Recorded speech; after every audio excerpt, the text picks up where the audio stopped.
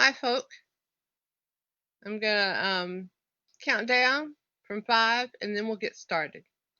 5, 4, 3, 2, 1. Hi. How are you doing today? It's a beautiful day here in Raleigh, North Carolina. The sun is out. It's a little chilly, but we are doing well.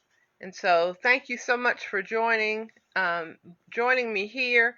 For those of you who are in the Facebook group um, that we started, Taking Care of Us, I will copy this over there. The new black mode Facebook is giving me some trouble with trying to connect today, so I'm going live on my personal page. So today's talk with Taking Care of Us is going to be about medical research. I want to tell you a little bit about me. My name is Carmen Wimberly Coffin. I am a child of the 60s, and I grew up and felt alone a lot of the time because my parents were very much community activists, and we moved into a neighborhood where I was the only girl. Uh, it was a white neighborhood. We were the only African American family. And so even though I kind of had friends, I was a tomboy because I played with the boys in the neighborhood because otherwise there was nobody else to play with. And but it was still kind of a lonely existence for me. I never really fit in with the white kids or the black kids as I was growing older. So uh, one of the things I love to do was read and research and study. And so I am today just going to talk a little bit about taking care of us because that's one of the things that I have done over my life. I've taken care of sick children, sick husband. I was diagnosed with a rare disease in 2009. 2011, I came home from work for 6 months to take care of myself and never returned. And so since then, I have developed a business. Uh, Using the things that I learned to do and that I love to do, and I've been able to take care of my aging parents um, and share information and with the rest of the world. And I've been able to meet some people. I get to talk about race and equity um, and community on a daily basis, and I am happy to be able to travel and do things that I enjoy doing now that I've retired. Um, in the Taking Care of Us group, I don't know how many of you have joined. Quite a few have. We've been talking about advocacy in action, navigating the healthcare system. That's been what we've been talking about for the last 3 weeks. And so today, I had said I was going to uh, help with research.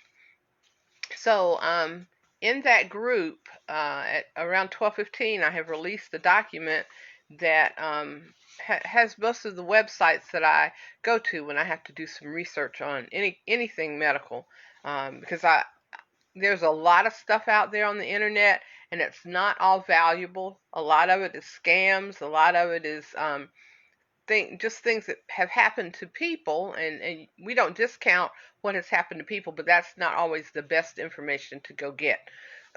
So I'm just going to list quickly because we've got a medical thing going on here at home today. Um, but I'm going to list really quickly the websites that I use when I need to do medical research. And if you are not part of the Taking Care of Us group, I would ask that you go and just join. This document, as well as several others that I have developed, are on that website. And you can print this out for yourself or look at it, and it will be a guide and a help for you, I hope. So, if somebody's given a diagnosis of something and we want to know more information, this is where I go. I go to the Mayo Clinic. They have a disease checker, a symptom checker, and disease information. And so I like to go there because I trust what they will tell me. Um, I and I'm if you read Alice in Wonderland, you know she went down the rabbit hole. And when I research, that's what I do because I want as much information as I can get so that I am knowledgeable for either myself or the person that I'm taking care of at the time. It's important to know that the doctor's going to tell you information, but it's important for you to have your own information because you need to be advocating for yourself or for your the person that you're taking care of. So Mayo Clinic is an excellent place to get information. The Cleveland Clinic has an excellent website to get information from, as does John Hopkins. So that I think that website is hopkinsmedicine.org. Yes, Keisha Hazlett. Research can take you down a rabbit hole. Uh, and I enjoy the rabbit hole, so I enjoy learning. I think you need to learn something new every day. It doesn't matter what it is, you just need to learn something new every day. Um, One of the research hubs that I use is the NIH. They have a lot of information and resources. So if I look something up there, then there's going to be some other resources that I'll be directed to. Um, for just basic things, I go to WebMD. Um, also, especially when I was dealing with things with my children and they were younger, I would go to familydoctor.org. That is sponsored by the American Academy of Family Physicians, and it's a really good website to get information from. If you're dealing with cancer, I go to the American Cancer Society, or sometimes I'll go to livestrong.org. If you're diabetic, I go to American Diabetes Association, which is diabetes.org. So the NIH, when I was diagnosed with pulmonary hypertension, I'm going back because I have a question here. When I was diagnosed with pulmonary hypertension, I didn't know what it was. The doctor explained it to me, but you know, when you get told something, and it is something that you aren't expecting to have to deal with. I mean, it's not a cold, it's not asthma. You know, it's something you don't know a lot about. You want to go find some information out. So, I, I, it's part of the rabbit hole, Keisha. Uh, it, the NIH will give you research, especially if you are dealing with something that there's not a lot known about. Um, okay, women's health. Womenshealth.gov has a lot of women's health information, and it is in English and in Spanish. Um, when I have a question about medication, drugs.com is a place that I start. Um, they have easy to read drug information, and they have pill identifiers, um, drug interaction information, and a lot of people don't have to deal with this, but I have had to do some research because we are put on so many medications these days, and you know, so often we think the doctors know everything, so whatever they tell us, we just take it and we do it. Um, but sometimes there are drug interactions that are not listed on your pill bottle. Everybody doesn't read all of the information in on the sheets that you get from the pharmacy, although it's important to do that. Um, but sometimes you'll have more than one medication. I know I had this happen in more than one case, and there are side effects that don't happen very often, but if they happen in two or three of the medications that you're taking, then that can exacerbate the side effect. And so I, as part of my research, I'll do if we're having some stuff going and I'm not quite sure what it is, and the doctor is not necessarily sure what it is, I will go back to either go to the medication websites, and take all of the rare side effects and put them in a chart and see if we're having some of those same things occur. If you go to drugs.com or um, go to the FDA. I didn't put the FDA on here, but and pull up the sheet sometimes when you get your prescription bottle, they'll give you the medicine, the bottle that the medicine actually came in, and there's a medicine sheet, uh, data information sheet attached to the bottle. And most people just tear it off and throw it away. But buried in that are side effects that because and the FDA has those side effects listed because the drug manufacturers are required to turn that information into them.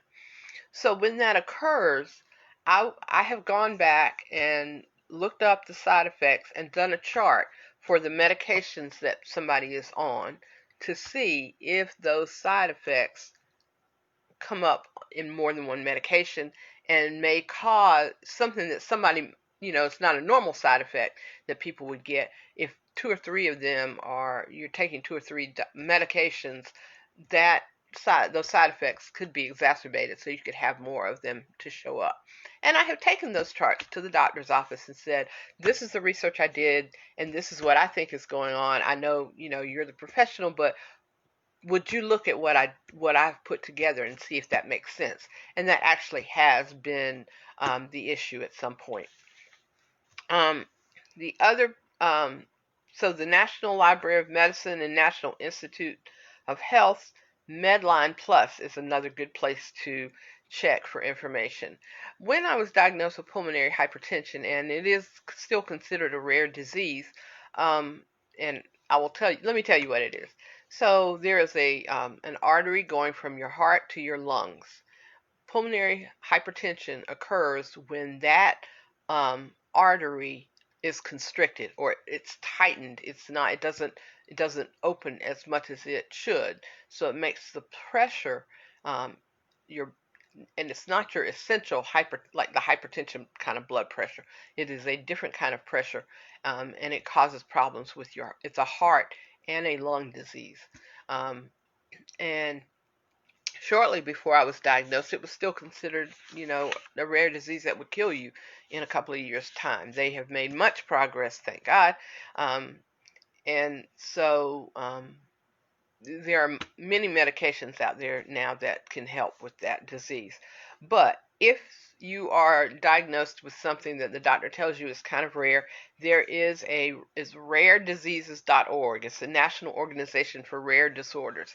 And they have information there that can also give you patient advocacy or link you to groups that are doing research or fundraising to help um, cure or find cures for these diseases.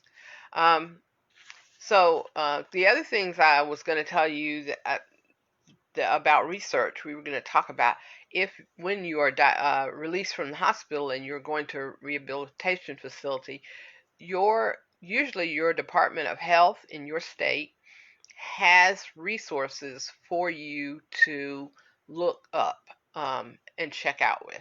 And so I did not get that document finished. I will finish that before I come back on Tuesday, and I will put that in the group, in the Facebook group, Taking Care of Us.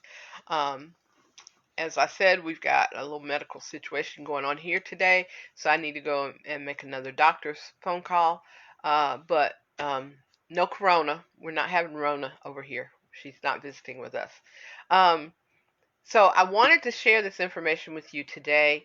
If you have any questions, either post them in the comments or start another discussion feed on our Taking Care of Us page, and advocate for yourself and your family. That's important to do, and you have to. It's you get to ask questions. It's important to ask questions. Everybody that you go to see doesn't know all the answers, so ask the questions. If you don't ask the questions, you won't get an answer, and the answer's no to whatever it was you were going to ask. And so that's just my extra little wisdom for you for today. Thank you so much for tuning in. We appreciate it. And I look forward to seeing you next Tuesday at 12 noon inside Taking Care of Us. I will have figured out how to do this Facebook Live thing in the new black mode because that's where it looks like Facebook is going. And so I've got to learn it anyway. So I will have that straight by next Tuesday. And we're probably going to we'll be changing the topic a little bit. We won't be talking so much about hospitals and doctors' offices. So there are lots of different ways to take care of you and the people around you, and it's not all about medicine. Um, we need to take care of us in lots of ways. Thank you so much. I look forward to seeing you. I appreciate you being here with me today. Goodbye.